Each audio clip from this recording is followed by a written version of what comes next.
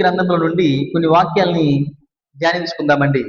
సామెతల గ్రంథము 10వ అధ్యాయము 27వ వాక్యంలో, యెహోవా యందు భయభక్తులు కలిగి ఉండుట దీర్ఘాయువునకు కారణము, భక్తిహీనుల ఆయుషు తక్కువైపోవు. ఎందుకని దేవుని యొక్క భయభక్తులు కలిగి ఉండాలని అంటే, మనం ఎలా ఉంటామంట, దీర్ఘాయుషును పొందుకుంటాం. దీర్ఘాయుషుగా ఉండడానికి గల కారణం భయము ప్లస్ భక్తి ఉండడం వల్ల. అదే భయభక్తులు లేని వారికి ఏం కలుగుతుందట, ఆయుష్ తక్కువైపోతుంది. చూడండి, మరి ఆయుష్ తక్కువైపోవడానికి, లోకములో మానవుల రీతిగా మరణం వెంబడించడానికి, మనుషుడు మనుగడ అర్ధ ఆయుష్ లాగా తీరిపోవడానికి గల కారణం ఏంటంటే, దేవుని భయభక్తులకు దూరంగా ఉండడం వలన. వారి కుటుంబాల్లో వారి బిడ్డల్ని, వారి తల్లిదండ్రులు కూడా, వారందరూ కూడా దేవుని భయభక్తులు నేర్పకపోవడం వల్ల కలిగే నష్టం ఏం జరుగుతుందంట, ఆయుష్ తగ్గిపోతుందంట. అదే దేవుని యొక్క భయభక్తులు కలిగిన కుటుంబాలకు ఏమవుతుందంట, దీర్ఘాయుషు కలుగుతూ ఉన్నదంట. హల్లెలూయా. కాబట్టి మనము దేవుని యందు భయభక్తులు కలిగిన కుటుంబాలుగా మనం ఉన్నట్లయితే దీర్ఘ ఆయుష్ను మనం పొందుకుంటానికి మరి దేవుని భయభక్తులు చాలా ప్రాముఖ్యమైనది. మన భక్తి జీవితాలకి, మన యొక్క దేవుని వెంబడిస్తున్న కుటుంబాలకి దేవుని భయభక్తులు ఎంతగానో చాలా అవసరమై ఉన్నది.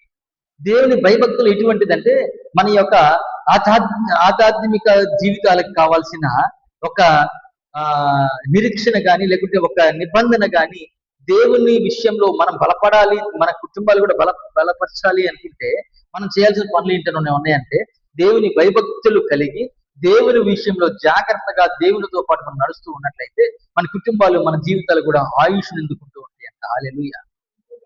కాబట్టి మరి దేవునితో పాటు నడుస్తూ ఉండగా, దేవుని యొక్క భయభక్తులతో మనం వెళ్తూ ఉండగా, దేవుని యొక్క భయభక్తులతో మన కుటుంబాలతో ఉంటూ ఉండగా మరి కలిగే 7 ఆశీర్వాదంలో మొదటి ఆశీర్వాదం ఏమిటండి, దీర్ఘాయువు కలిగి ఉండామంట. ఇది ఆశీర్వాదమే కదండి. మరి ఆయుష్ని పొందుకుంటాం వల్ల ఇప్పుడు అనేకమైన ప్రాంతాల్లో కొన్ని పరిస్థితులను బట్టి వారి అనారోగ్య పరిస్థితుల నుంచి హాస్పిటల్కి ఒక పేషెంట్ ని తీసుకుని వెళ్తే, ఆ పేషెంట్ ని వీరు ఆ పెద్ద డాక్టర్స్ కూడా, పెద్ద హాస్పిటల్స్ కూడా ఏం చేస్తారంటే, వారు చేయాల్సిన ప్రయత్నాలన్నీ చేసి, వారు ఎటువంటి పరిస్థితుల్లోనన్నా వారికి అన్ని ఆపరేషన్స్ అన్ని కూడా చేసేసుకుని ఆ వ్యక్తిని బ్రతికించడానికి ప్రయత్నిస్తూ ఉన్నప్పుడు లాస్ట్ మినిట్ లో వారు ఏమంటారంటే, మేము చేయాల్సిన పని మేము చేసేము, ఏంటంటే మిగతాది దేవుని చిత్తం అండి. దైవాధీనం ఇంకంతే. ఆయుష్ని పెంచగలిగిన నరుడు గాని, ఆయుష్ని పెంచుతామన్న మానవుడు గాని ఈ లోకంలో ఎవరిని కూడా పుట్టలేదు. ఆయుష్ ఎవరి వశమై ఉన్నది, దేవుని వశమై ఉన్నది. ఈ ఆయుష్ని పెంచగలగడం అంటే మామూలు విషయం చెప్పండి. ఆయుష్ దీర్ఘాయుషులు అవుతారంటే, దేవుడిచ్చిన ఈ ఆయుష్ని మనం దీర్ఘాయుషులుగా మన కుటుంబాలు, మన బిడ్డలు కూడా ఉండాలంటే మనకు ఉండాల్సిన మొట్టమొదటి లక్షణం ఏంటంటే, మనము దేవుని భయభక్తులు కలిగి నివసించాలంట.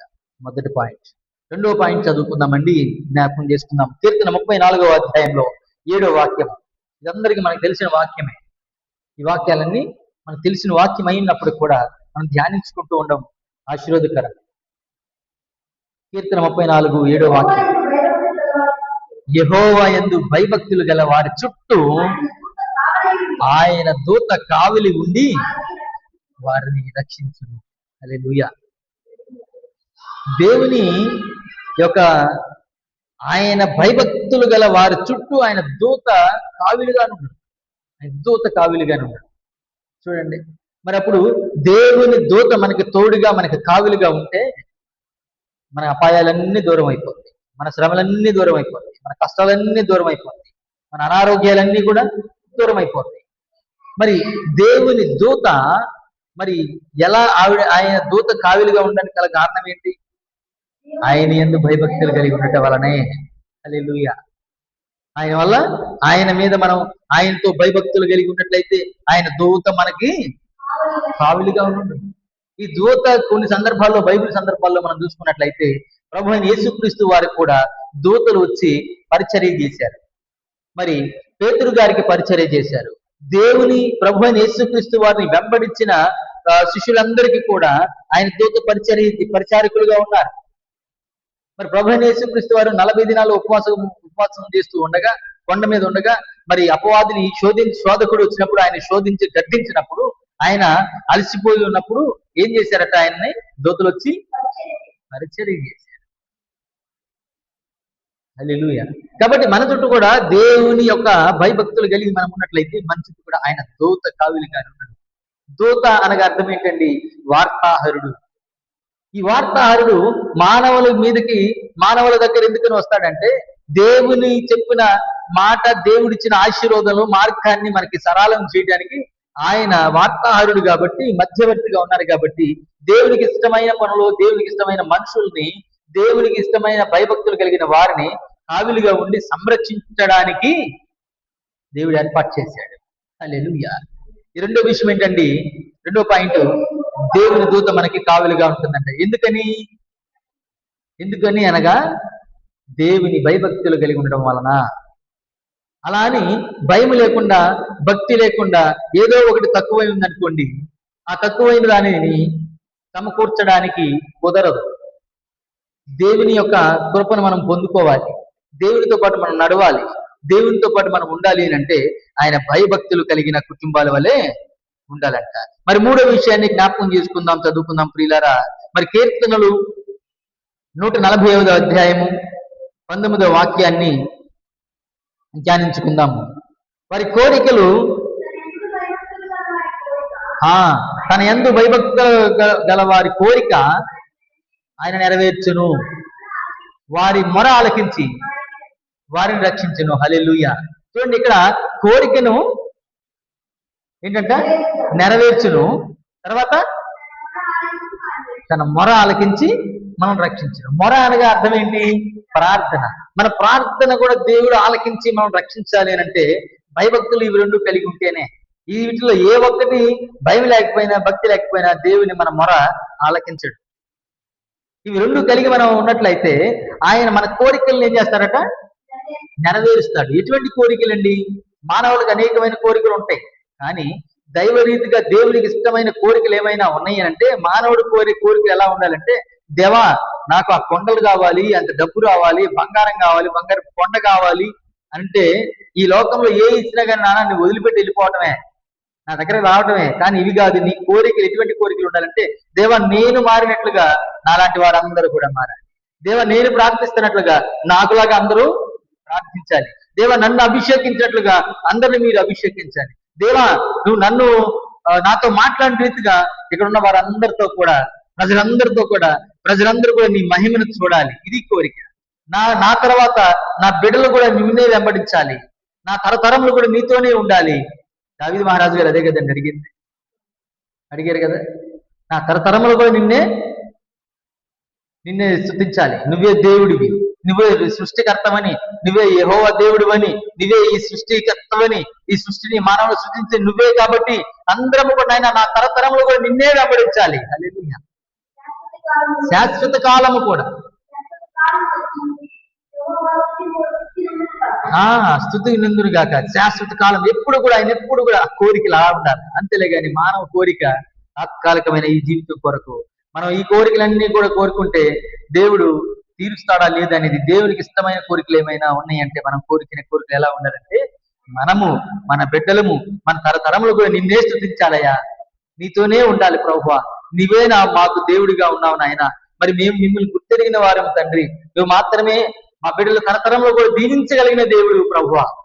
ఎలా ఉండాలంటే భయభక్తులు కలిగి ఉన్నట్లయితే ఈ రెండు భయభక్తులు, ఈ రెండు మాటలని సమకూర్చబడిన ఈ రెండు విషయాన్ని మనం గమనించుకుని భయము ప్లస్ భక్తితో కలిగి ఉన్నట్లయితే ఆయన మన కోరికల్ని నెరవేర్చే దేవుడై ఉన్నాడు.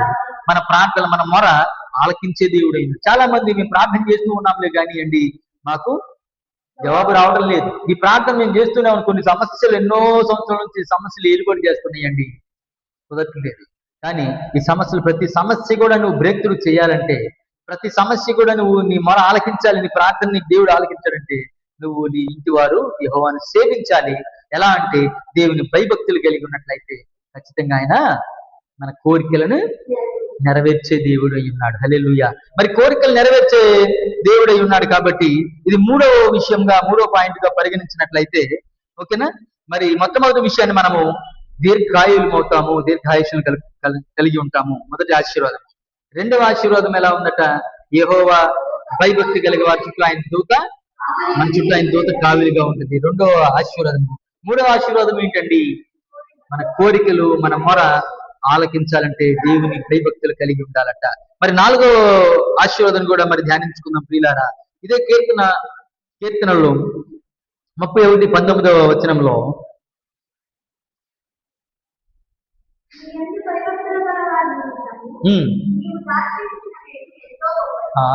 హల్లెలూయా, దాచి ఉంచిన మేలు ఎంతో గొప్పది. ఏమిటండి ఈ దాచి ఉంచిన మేలు అంటే? భయభక్తులు కలిగి ఉన్నప్పుడు దేవుడు మన కొరకు ఒక దాచి ఉంచిన మేలు, ఒక గిఫ్ట్. ఏమిటండి ఈ గిఫ్ట్ అంటే? ఈ లోకంలో దీవించబడతాం, అదొకటి. ఈ లోకం నుండి మనము దేవుని రాజ్యంలోకి వెళ్ళినప్పుడు, మనం పరలోకంకు వెళ్ళినప్పుడు, దేవుని పిలుపుకు లోబడి వెళ్ళినప్పుడు, మనం చేసిన ఇక్కడ దేవుని యొక్క భయభక్తులు కలిగి జీవిస్తూ ఉన్న వారందరూ కూడా దేవునికి ఇష్టమైన పనులు చేస్తారు కాబట్టి అక్కడ గిఫ్ట్ని ఇస్తారు. హల్లెలూయా. అక్కడ గిఫ్ట్లు ఇస్తారట. ఎటువంటి గిఫ్ట్లు ఇస్తారు? నువ్వు చేసిన ఇక్కడ నీకోసము, నా కోసము దేవుడు దాచి ఉంచిన మేలు ఎంతో గొప్పది. నరులు ఎందుకు నిన్ను ఆశీర్వదించిన నిమిత్తము నీవు సిద్ధపరిచిన మేలు ఎంతో గొప్పదంట. మరి ఇది కూడా ఎన్నో ఆశీర్వాదం అండి? 4వ ఆశీర్వాదం. మరి 5వ ఆశీర్వాదం ఏమిటో పరిశీలించుకుందాం. సామెతల గ్రంథంలో 14వ అధ్యాయం 26వ వాక్యంలో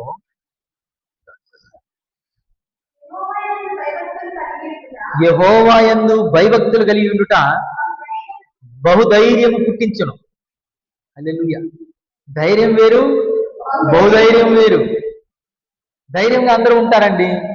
ఏదైనా వ్యాధి వచ్చిందా, ఏదైనా కష్టం వచ్చిందా, మీరు ధైర్యంగా ఉండండి అంటే మనం చెప్పకపోయినా వాళ్ళు ధైర్యంగానే ఉంటారు. యెహోవా యందు భయభక్తులు కలిగిన వారు ఎలా ఉంటారంట? బహుధైర్యంగా ఉంటారు. ఎటువంటి ధైర్యం అంటే నిరీక్షణ కలిగి ఉంటారు. ఈ ధైర్యం ఎలా ఉందంటే, ఒక కుటుంబంలో ఒక వ్యక్తి మరణించారనుకోండి, ఈ మరణించిన వ్యక్తి బాప్తిసం తీసుకుని దేవుని వెంబడిస్తూ దేవునికి ఇష్టమైన పనులు చేస్తూ భయభక్తులు కలిగిన వ్యక్తి ఉన్నారనుకోండి, ఆ కుటుంబం వ్యక్తుల నుంచి ఆ కుటుంబం దేవుని పిలుపు మేరకు ఆ వ్యక్తి వెళ్ళిపోయారనుకోండి, వారు బహుధైర్యంగా ఉంటారు. ఎందుకు తెలుసా? నిరీక్షణ కలిగి ఉంది. ఓకే, ఆయన చనిపోయారా, ఆవిడ చనిపోయిందా, ఓకే, ఖచ్చితంగా దేవుని సన్నిధిలో చేర్చుకుంటాడు దేవుడు. హల్లెలూయా. బహుధైర్యంగా ఉంటాం. ఈ లోకరీతిగా ఏమైనా పరిస్థితులు ఏమైనా తారుమారుగా ఉన్నాయా, అప్పుల పరిస్థితుల్లోకి వెళ్ళిపోయి ఉన్నారా, అలాంటప్పుడు నువ్వు ధైర్యంగా ఉండాలి అని అంటే, బహుధైర్యంగా ఉండాలంటే దేవుని యందు భయభక్తులు కలిగి దేవుని విషయంలో మనం ఎంతగానో వెంబడిస్తూ దేవుని మీద ఆధారపడి ఉన్నట్లయితే బహుధైర్యంగా నిలబడతాడు, బహుధైర్యంగా నిన్ను నిలబెడతాడని దేవుని వాక్యం సెలవిస్తుంది ప్రియులారా. హల్లెలూయా. మరి ఆరవ ఆశీర్వాదం ఏంటో కనుక్కుందామనండి. 6వ ఆశీర్వాదం వచ్చేటప్పటికే కీర్తనలు 25వ అధ్యాయము 14వ వాక్యాన్ని చదువుకుందాము. యెహోవా మర్మము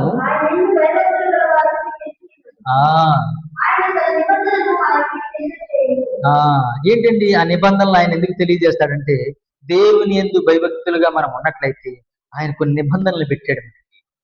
నిబంధనలు ఎలా పెట్టాడంటే, కొన్ని నిబంధనలు ఎందుకు ఇచ్చాడంటే దేవుని యొక్క భయభక్తులకి గల వారికి మరి పైన చెప్పుకున్న 5 ఆశీర్వాదములలో తెలిసి ఉంటారు కాబట్టి ఆయన నిబంధన అంటే ఆయన రూల్స్, దేవునికి ఇష్టమైన రూల్స్. దేవుడు మానవుడిని ఒక రూట్కి మళ్లించడానికి, మార్గము మళ్లించడానికి మాత్రమే మన యొక్క పరిశుద్ధ గ్రంథాన్ని ఏర్పాటు చేశారు కాబట్టి మనం ఆ మార్గాన్ని వెతకాలి అంటే, ఆ మార్గం నీ జీవితానికి కలిగి ఉండాలంటే ఒక నిబంధన వెతకాలి. ఆ నిబంధన ఏంటంటే పరిశుద్ధ గ్రంథంలో మానవుడు ఏ రీతిగా మనుగడ సాగించాలి, మానవుడు ఏ రీతిగా మనం జీవించాలి అనే మార్గాలను బట్టి ఈ నిబంధన కలిగి ఉండడం కూడా ఆశీర్వాదకరమే. హల్లెలూయా. మరి 7వ ఆశీర్వాదం ఏంటో తెలుసుకుందాం ప్రియులారా. కీర్తనలు 34వ కీర్తన 9వ వచనాన్ని గమనించుకుందామండి. ఆయన యందు భయభక్తులు ఉంచువానికి ఏ మేలు కొదువలేదు. సింహం పిల్లలు లేదు కని ఆకలి కని ఉంటాయి. ఆ యెహోవాని ఆశ్రయించిన వారికి ఏ మేలు కొదువై ఉండదు. యెహోవా భక్తులారా ఆయన యందు భయభక్తులుంచుడి. ఆయన ఎందుకు భయభక్తులు ఉన్నట్లయితే మరి అడవికి సింహం ఏంటండి? అడవికి సింహం రాజు. మరి రాజు పిల్లలైనా సరే ఆకలి కొని ఉంటేలే కానీ ఆ వేటాడుకొని తీసుకొస్తేనే కదా, మనకలాగా అప్పు తీసుకునే కుదరదు. వాటికి అవి స్పష్టంగా వేటాడి వాటి ఆహారాన్ని సంపాదించుకుని తినేస్తాయి. ఒక 24 గంటలు లేదా 2 రోజులు 3 రోజులు తినకుండా ఉంటాయి. మరి వాటికి అక్కడికి ఆహారం దొరకకపోతే అవి ఎలా ఉంటాయి అంట? ఆకలి కొని ఉంటాయి. అడవికి రాజు ఆ రాజు అడవికి రాజు అయినా వారి పిల్లలైనా సరే ఆకలి కొని ఉంటేలే కానీ యెహోవాని ఆశ్రయించిన వారికి, ఆయన యందు భయభక్తులు ఉన్న వారికి ఏమీ కొదువు లేదట. ఆయన ఆశ్రయించిన వారికి ఏ మేలు కూడా కొదువై ఉండదో. ఎందుకంటే సృష్టికర్త అయిన దేవుని పట్ల భయం ఉండాలి, భక్తి ఉండాలి. ఈ భక్తి అనేది మొట్టమొదట మానవులకు ఇచ్చారు, భయం లేదు. తర్వాత భయభక్తులు కలిగిన వారిగా మార్చబడ్డారు. దేవుని ఏమనంటే, మీకు సృష్టికర్త అయిన దేవుణ్ణి మిమ్మల్ని సృజించింది నేనే కాబట్టి, ఆత్మలకు దేవుడై ఉన్నాను కాబట్టి, సృష్టికర్త నేను కాబట్టి నా యందు భయభక్తులు కలిగి ఉన్నట్లయితే మీకు ఆశీర్వాదములు మీకు వచ్చిన గాక. హల్లెలూయా. మరి ఇప్పటి వరకు 7 ఆశీర్వాదాలు మనము ధ్యానించుకుందామండి. ప్రసంగి గ్రంథంలో 12, 13 వాక్యాన్ని ఒకసారి పరిశీలించుకుని ముగించేసుకుందాము.